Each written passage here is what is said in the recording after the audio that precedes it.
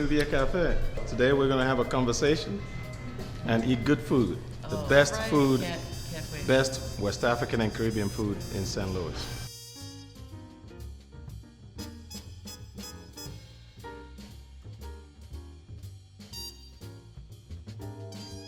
We're here to have a discussion or conversation, if you will, about immigration and its effects on the African American and American community.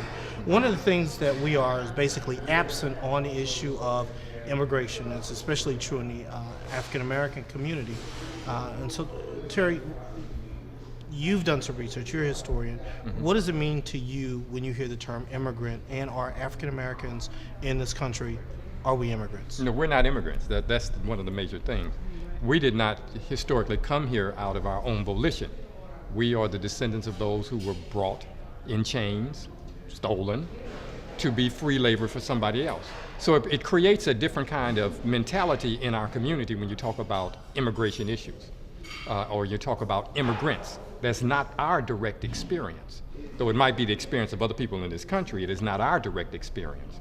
Johnson? I would say that what we experienced was a mass cultural and physical dislocation and a mass physical relocation, forcibly, against our will.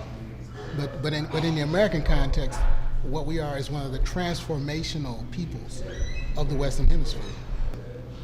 We actually were a wave, I guess you call it a migratory, well, not a migratory wave, but a wave of population that brought many different things to the table. But if we are not immigrants, then what is the term you use to describe for us? Does anybody want to respond? What are we? Well, I say that we are the descendants of enslaved Africans that were stolen and enslaved. That's what I say. Let me ask, Nozifo, you are actually an immigrant. Where are you from? I'm from South Africa, You're from what part of South Africa? the Eastern Cape, but I was born and raised in Zimbabwe.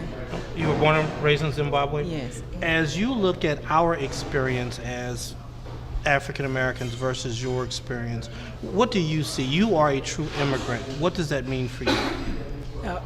For me, the only difference, I can say the main thing is that I came here by choice.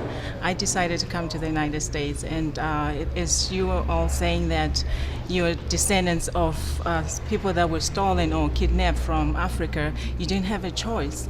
As I am here right now, if I decide to go home, I know where I want to go. I will go back home. I know where I'm going back. Most of you have to trace it back, and you don't really know where you came from, and that's the main difference that we have. And it's kind of like an advantage and a disadvantage, but you can trace it back, but it takes you longer than it would for me. I can just pack my bags and go home today and know where I'm going. And what types of things in terms of cultural, religious, what types of things did you bring to this country that you see that we as African Americans may be lacking by not having a direct relationship with our ancestors?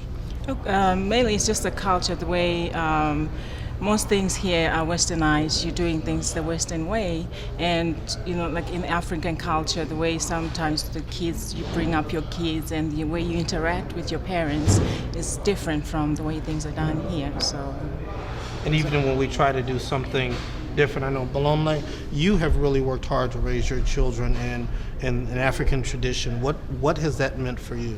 It means instilling within my children the sense of belonging, having a sense of belonging to Africa, which is where we all originate from, and to have a pride in that, and also have knowledge about that, because we, particularly if your experience is simply from an American perspective, Black people will think that our history kind of begins at slavery. Right. Mm-hmm. And my goal is to help my children to know that we have full life even before enslavement. And so to help us to reconnect with that and use that knowledge to help fuel our direction and that kind of thing, our identity to have a strong identity and to want to belong. If I could jump on that, and I think that's a key element, that first of all, for us to realize and not define ourselves as just the descendants of slaves. Now, we're not taught that in the public school system. They may begin with slavery, and if you begin there with a people, then that defines them, that gives them an identity of being slaves even in 2010. And that's something that our children do not really want to identify with. Who does? Exactly, who does? But the greatness of our historical past, the greatness of the continent of Africa is something that people would want to connect to because of its contribution, its major contribution. All the civilization started there. But it is difficult for people to kind of make that bridge because of the cultural discontinuity that we have had. That's right. What happened in slavery was to disconnect us not only from that history, but from that culture. And that did not happen by accident. We must be clear about that. People just didn't, as one of our elders in St. Louis says, and Africans just didn't walk off the boat and suddenly forget everything that they had in Africa. That didn't happen. There was a process that we know is called the seasoning process.